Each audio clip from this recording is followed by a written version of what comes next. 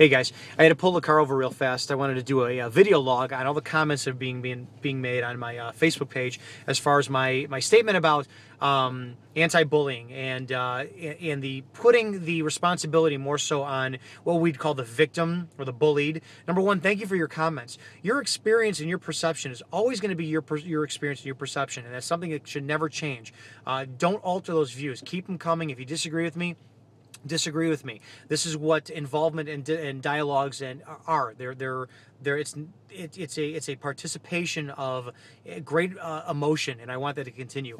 Number one, I think it's absolutely our responsibility as the bullied or the responsible adults and juveniles growing up to understand our self-worth. What my point was when you try to put a child in activity is I'm trying to get my point of view out there. And my point of view was growing up with a mom who stuck me into every activity out there. She forced me into stuff left and right, and I hated it. She put me in church activities. She put me in after-school activities. She put me in music activities. She put me in just stuff that I didn't enjoy. But what I did enjoy, looking back, the hindsight being 2020, is where that led me. I absolutely look back, and I look back at my choosing of the sport wrestling, one of the toughest sports out there. And I know that based on how introverted I was, how mousy I was, how quiet I was, how little I was, I would not have picked that sport if it wasn't for a pattern of being thrown in activities that I didn't like. So thank God I had a mother who put me into things that allowed me to start taking chances and risks later on in life. So it does boil down to parenting. The reason why we can't put the blame on bullies is we can't set the standard of what bullying is. Bullying is both emotional and physical. And just like someone being offended over something else that somebody wouldn't be offended, you cannot sit there and say, well, if somebody insults the shirt I'm wearing, I may not be bullied, but you might be. But if I'm pushed, I may be offended and bullied, but you may not be. So it is such a double-edged sword with bullying that we may as well take the accountability in ourselves first and stop with the bullying there. I look back at the examples too. I'll take it to the extreme and say, look at all the prisoners in the concentration camps back when the Nazis bullied. The Nazis did the most horrendous thing on this planet. They destroyed bodies.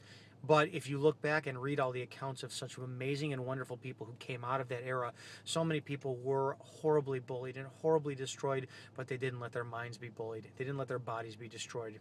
That's an example in itself. And lastly, I think that my view is what we did the worst is we started to undo or get rid of these first, second, and third place and fourth place trophies, and we went to participation awards.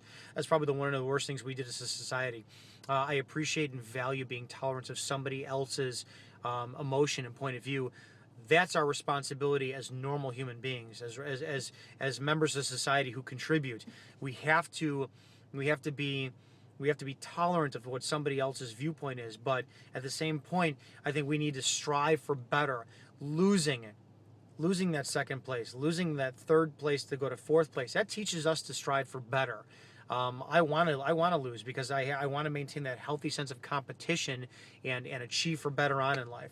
So I don't think that being put into music, or art class or debate necessarily is going to prevent somebody from the physical abuse of being called black, Catholic, fag, gay, short, poor. It's never going to change that.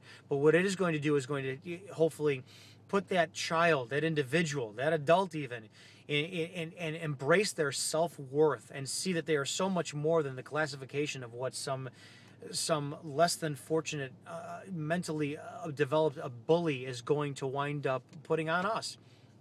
Yes, every one of us has a story about being bullied. And if you weren't bullied, then I think you need to take a good look and understand what the perception of bullied is and isn't. And you realize that we all were bullied. But what did you do about that? What self-worth did you have? What did you develop? And if you did see how you developed, what are you doing to not help perpetuate the cycle, but going out there and pass on what we've learned? That's our job as teachers. Doesn't matter if we're martial arts teachers, if we're piano teachers. What did you do to help someone else develop their self-worth? Doesn't matter if it's a 14-year-old or a 40-year-old.